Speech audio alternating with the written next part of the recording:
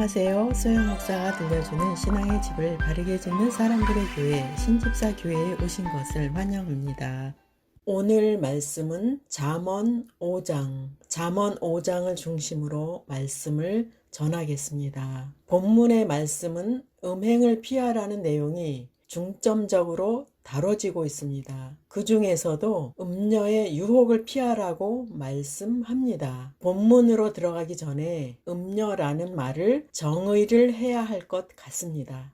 음녀는 요한계시록에도 등장합니다. 요한계시록 19장 2절 그의 심판은 참되고 의로운지라 음행으로 땅을 더럽게 한 큰 음녀를 심판하사 자기 종들의 피를 그 음녀의 손에 갚으셨도다 하고, 그 음녀란 원뜻은 헬라어 포르네는 페르나오에서 파생된 말로 원뜻은 팔기 위해 내어놓은 물건입니다. 즉 돈이나 성을 목적으로 몸을 파는 여자를 말합니다. 그리고 영적으로는 죄악과 짝하며 사치와 향락에 빠져있는 세속 도시나 불신 집단을 상징합니다. 그리고 음녀는 외부적으로는 유혹하는 여자를 말하는 것이고, 또한 여자 성도에게는 남자가 음녀로 해석될 수 있습니다. 음녀는 바로 예수님을 믿지 못하게 하고 세상을 예수님보다 더 사랑하게 만드는 모든 것들입니다. 그리고 내면적으로는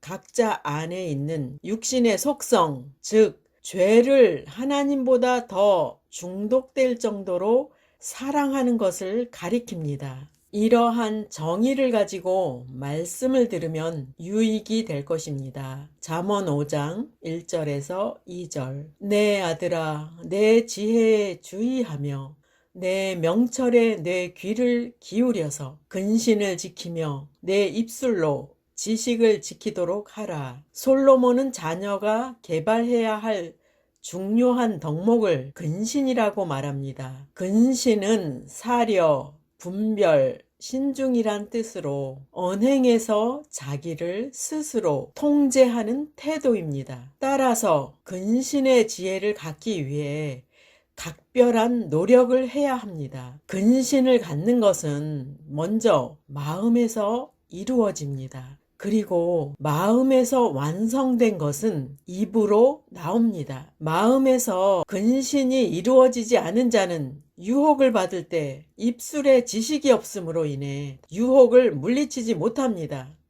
그래서 솔로몬은 입술로 지식을 지키도록 하라고 말씀합니다. 잠언 5장 3절 대저 음녀의 입술은 꿀을 떨어뜨리며 그의 입은 기름보다 미끄러우나, 본문에서 유혹에 빠져드는 내용이 생생하게 나옵니다. 사람을 유혹하는 방법에 익숙한 음녀는 꿀과 기름처럼 다가옵니다. 하나님의 사랑에서 떠나게 하는 음행과 온갖 죄악은 꿀과 기름처럼 달콤하고 매끄럽게 다가온다는 것을 기억하십시오. 유혹에 빠진 어리석은 자의 결말을 보시겠습니다. 잠언 5장 4절에서 6절 나중은 쑥같이 쓰고 분할 가진 칼같이 날카로우며 그의 발은 사지로 내려가며 그의 걸음은 스올로 나아가나니 그는 생명의 평탄한 길을 찾지 못하며 자기 길이 든든하지 못하여도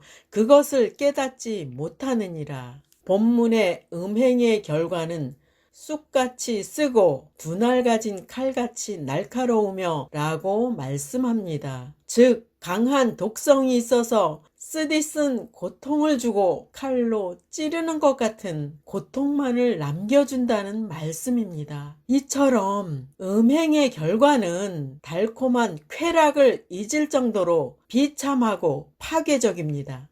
음행에 빠진 사람은 지옥과 같은 상태에 빠지게 됩니다. 이 음행의 죄는 하나님의 형벌 이전의 죄 자체의 속성이 바로 사망을 향해 가는 것입니다. 이러한 자들은 생명의 길을 생각지도 못하고 깨닫지도 못합니다. 잠언 5장 7에서 8절. 그런즉 내 아들아 내 말을 듣고 내가 말하는 것에서 벗어나지 마라. 그런 여자를 멀리하고 그녀의 집 근처에는 얼씬거리지도 마라. 음녀의 유혹에 빠지지 않기 위한 가장 좋은 방법은 그런 유혹을 멀리하고 근처에도 가지 않는 것입니다. 음녀의 유혹이라는 상황 자체를 만들지 않는 것입니다. 음녀의 유혹은 불과 같아서 일단 접하게 되면 그 파괴력으로부터 자신을 지키기가 어렵습니다. 그러므로 아예 음녀를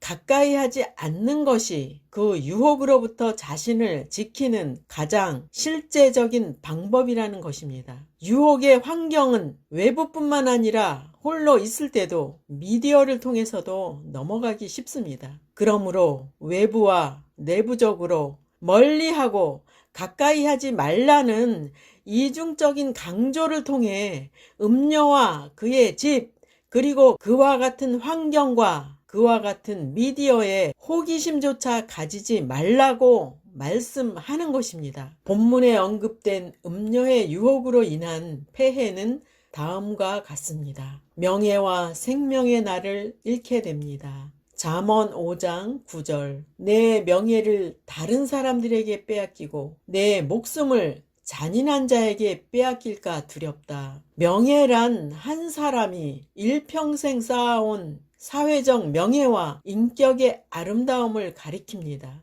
음녀의 유혹은 일생 동안 쌓아온 인격과 사회적 명예를 일시에 무너뜨립니다. 그뿐만 아니라 음행은 사람의 생명을 단축하게 합니다. 내 목숨을 잔인한 자에게 빼앗길까 두렵다 라는 구절에서 돈을 갈취하기 위한 목적으로 접근한 음녀에 의해 살해당하는 경우나 아니면 음행에 의해 삶이 피폐해지는 상황을 말하는 것입니다. 조심하십시오. 음행은 건강한 삶을 파괴하고 일상적인 삶을 송두리째 빼앗깁니다. 모든 수고로 자신이 쌓은 소유를 탕진케 합니다. 잠언 5장 10절. 두렵건대 타인이 내 재물로 충족하게 되며 내 수고한 것이 외인의 집에 있게 될까 하노라. 여기서 타인과 외인은 음녀를 가리키고 또한 음녀를 이용해 돈을 버는 사람을 말하는 것입니다. 음녀의 유혹은 사람을 만족해 할 만큼 매력적으로 보이지만 결코 만족을 얻지 못합니다.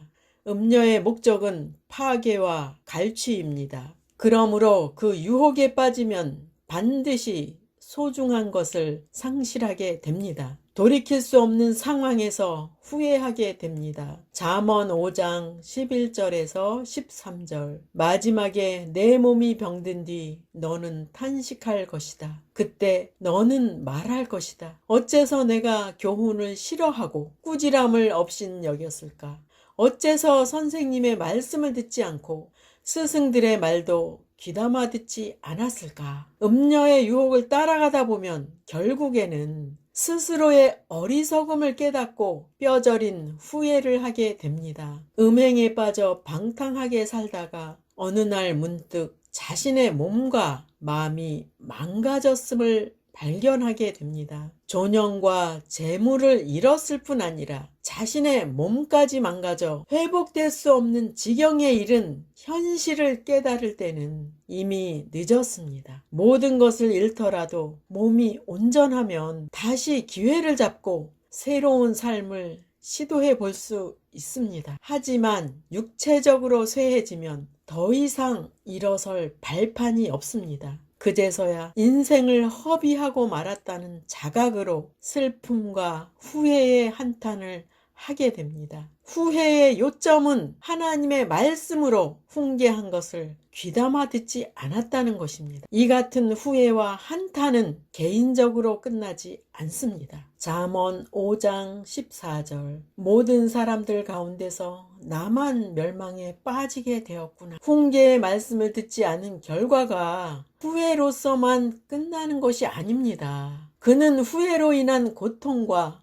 더불어 많은 무리들 앞에서 재난을 당함으로써 수치를 당하게 됩니다. 음행의 유혹을 피하기 위한 가장 좋은 방법은 육신의 속성을 따라 살지 말고 성령을 따라 사는 삶입니다. 죽음 후에는 심판이 있다는 것을 기억하십시오. 거듭난 성도가 나는 거듭났어. 그래서 심판은 결코 받지 않을 거야. 이렇게 말하면서 음행의 죄를 정당화하고 있다면 자신의 신앙을 다시 점검해야 합니다. 성령으로 거듭난 사람이 음행의 죄를 지을 때 성령님께서 마음에 죄책감이 생기게 하십니다. 죄책감이 들지 않는다면 양심의 기능이 마비된 사람입니다. 즉 성령님께서 함께 하시지 않는 사람입니다. 우리는 항상 자신의 신앙을 점검하고 말씀에 비추어서 올바른 행위를 가져야 합니다. 순결한 사랑 안에서 기쁨과 만족을 누리라. 잠언 5장 15절에서 18절. 너는 내 우물에서 물을 마시며 내 샘에서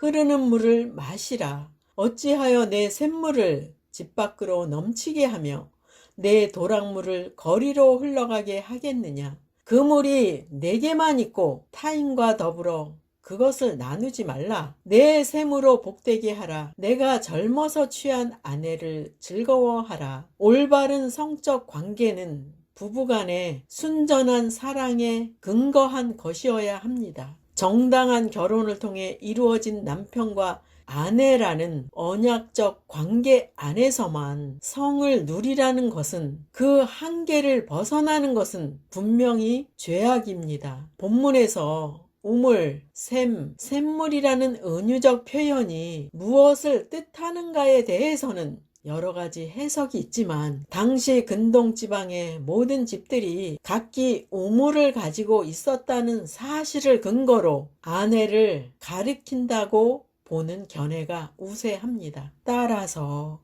내 샘물을 집 밖으로 넘치게 하며 내 도랑물을 거리로 흘러가게 하겠느냐는 표현은 부부관계를 벗어난 성행위를 가리킵니다.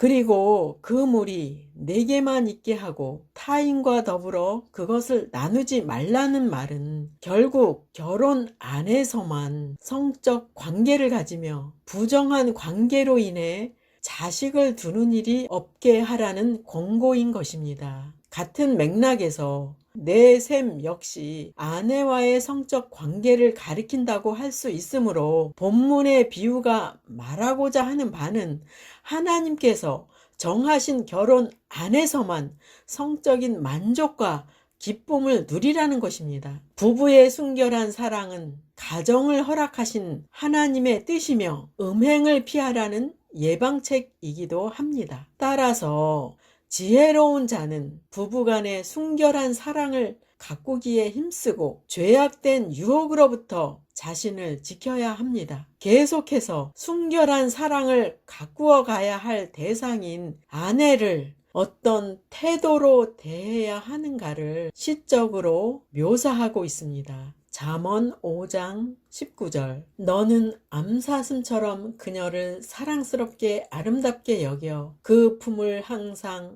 만족하게 여기며 그녀의 사랑을 항상 연모하라. 암사슴과 암노루는 모든 동물 중에서 가장 우아하고 아름다운 자태를 지녔기에 종종 여성의 아름다움과 사랑스러움을 묘사하는 데 인용되었습니다. 본문은 자신이 취한 아내를 기쁨으로 여기는 태도가 행복한 가정을 이루는 핵심이 된다는 사실을 가르쳐 줍니다. 부부는 배우자의 사랑을 특별하게 여겨야 하고 함께 하는 것을 큰 기쁨으로 여기고 서로의 기쁨을 위해 봉사해야 합니다. 이러한 실천이 부부에게는 큰 유익이 되고 음녀의 유혹에서 흔들리지 않는 가정을 만들게 됩니다. 잠언 5장 20절. 내 아들아 어찌하여 음녀를 연모하겠으며 어찌하여 이방 계집의 가슴을 안겠느냐.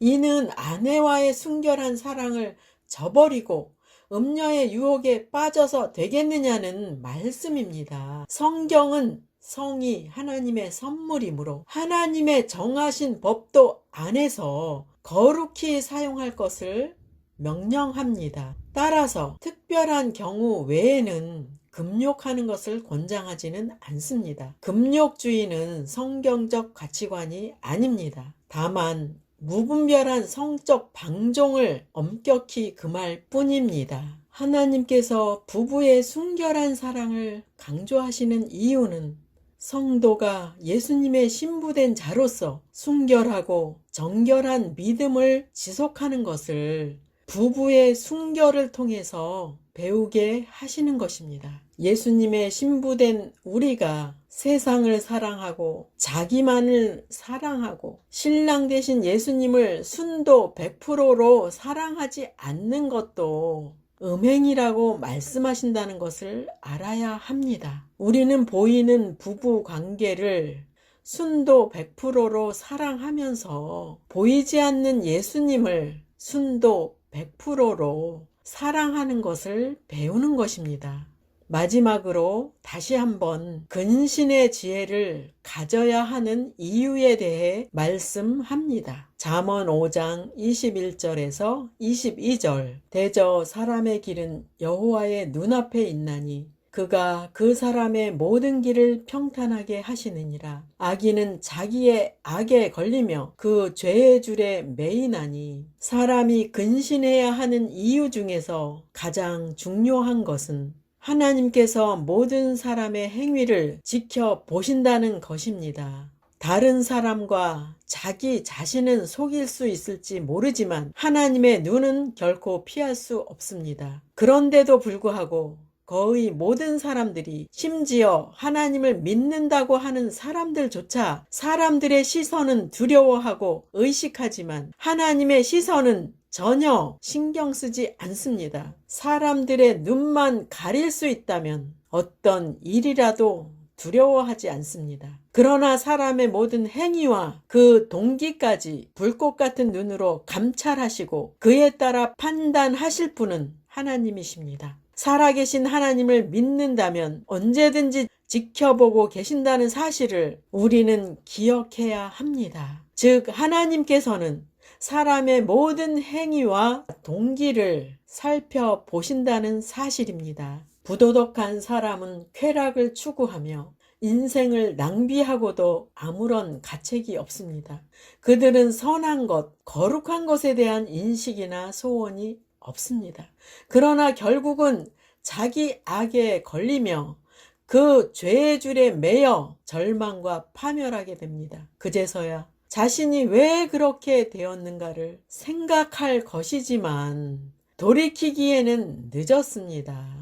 악인의 끝은 이처럼 비참한 것은 단 한 가지 이유 때문입니다. 잠언 5장 23절 그는 훈계를 받지 아니함으로 말미암아 죽겠고 심히 미련함으로 말미암아 혼미하게 되느니라. 지혜를 거부한 그들의 삶에는 하나님이 없습니다. 그들은 자신의 반복된 죄의 습관이 삶이 되어서 스스로의 의지로는 통제할 수 없어서 죽음에까지 이르게 되는 것입니다. 본문은 악한 습관이 인격이 된 자의 속성을 가리켜 한마디로 미련하다고 합니다. 예수님을 믿는 성도가 성적 유혹에 굴복했다면 자신의 마음과 삶에 안식과 평안이 사라지게 된다는 것을 기억하십시오. 다윗이 간음죄를 짓고 나서 어떤 결과가 왔는지 보시겠습니다. 다윗이 우리아의 아내와 동침하고 자신의 죄를 감추기 위하여 우리아를 간접 살인합니다. 그 후에 나단 선지자가 찾아와서 책망을 하고 예언합니다. 다윗은 즉시로 자신의 죄를 인정하고 회개를 합니다. 다윗은 용서받았지만 죄에 대한 대가는 참혹했습니다. 사무엘하 12장 10절에서 11절 이제 내가 나를 업신여기고 햇사람 우리아의 아내를 빼앗아 내 아내로 삼았은즉 칼이 내 집에서 영원토록 떠나지 아니하리라 하셨고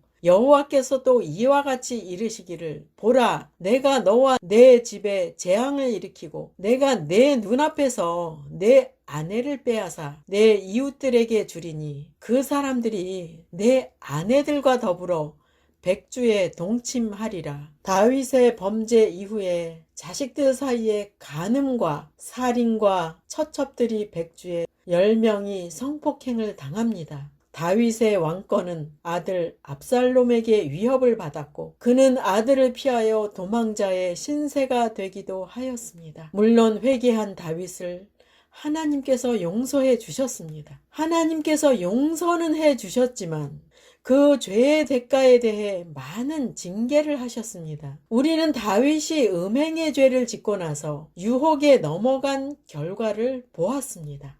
그 음행의 죄로 인해 얼마나 많은 징계의 고통을 받았는가를 기억하고 우리에게 찾아오는 음녀의 유혹을 단호히 대처해야 합니다. 음행하는 것을 신약 성경에서 어떻게 나왔는지 보시겠습니다. 야고보서 4장 4절 간음한 여인들아 세상과 벗된 것이 하나님과 원수됨을 알지 못하느냐 그런즉 누구든지 세상과 벗이 되고자 하는 자는 스스로 하나님과 원수되는 것이니라. 세상을 하나님보다 더 사랑하는 것은 하나님 앞에는 간음이고 하나님과 원수가 된다고 말씀합니다. 성도가 하나님과 원수가 된다니 성도에게는 있을 수 없는 일입니다. 그런데 이 일이 우리가 육체가 좋아하는 것을 따라 살 때 죄의 종이 되어서 지배를 받게 됩니다. 그럴 때 하나님과 원수가 되는 것입니다. 로마서 8장 7절 육신의 생각은 하나님과 원수가 되나니 이는 하나님의 법에 굴복하지 아니할 뿐 아니라 할 수도 없음이라. 우리 생각에서 주님이 주인이 되지 않으면 육신의 생각, 즉 사탄이 주는 더러운 생각이 장악하여서 우리가 하나님의 법에 굴복하지 않는다고 말씀합니다. 하나님과 원수되는 것은 세상을 사랑하는 것과 육신의 생각을 따라 살아가는 것입니다. 성도는 주님을 사랑해야 하고 성령을 따라 살아야 합니다. 아직도 죄에 넘어가고 있습니까? 그렇다면 육신의 속성을 따라 살고 있다는 것을 스스로 나타내고 있는 것입니다. 오늘 잠언 5장의 말씀을 전하였습니다. 우리는 세상을 등지고 살 수는 없습니다. 이곳에서 복음을 전해야 하고 살아가려면 취업도 해야 합니다. 시작 부분에 지혜를 얻어서 근신을 지키라는 말씀을 깊이 새겨서 지키는 성도가 되어야 합니다. 즉 외부 환경과 내면에서 일어나는 모든 것들을 말씀을 통하여 분별하고 죄악된 것은 물리쳐야 합니다. 그리고 세상과 육신의 속성을 부인하는 영적인 훈련이 되어야 합니다. 잘 안 될 때는 주님께 자주 도움을 청하여서 예수님의 능력으로 죄를 이기는 훈련을 반복해야 합니다. 말씀으로 살려고 결심하는 성도들이여 영적 분투를 하면서 근신을 지키려는 성도를 하나님께서는 도와주십니다. 말씀이 항상 마음에 있어서 말씀의 열매를 맺는 삶이 되기를 예수 이름으로 축복합니다. 마지막 시대를 살아가는 하나님의 백성 여러분, 교회는 다니지만 예수님을 그리스도로 믿지 않는 여러분, 하나님에 대해서 예수님에 대해서 잘 모르시는 여러분, 가나안 성도 여러분, 우리 함께 성경에 근거해서 성령의 능력으로 신앙의 집을 말씀대로 바르게 건축하도록 합시다. 누구나 유튜브에서 신집사 교회를 구독하심으로 신집사 교회 사역에 동참할 수 있습니다. 신집사 교회를 통해 영상으로 선교하는데 동참하기를 원하시는 분들과 함께 연합하기를 원합니다. 아브라함 목사에게 언제든지 연락 주십시오. 우리 주 예수 그리스도의 이름으로 축복하고 또 축복합니다.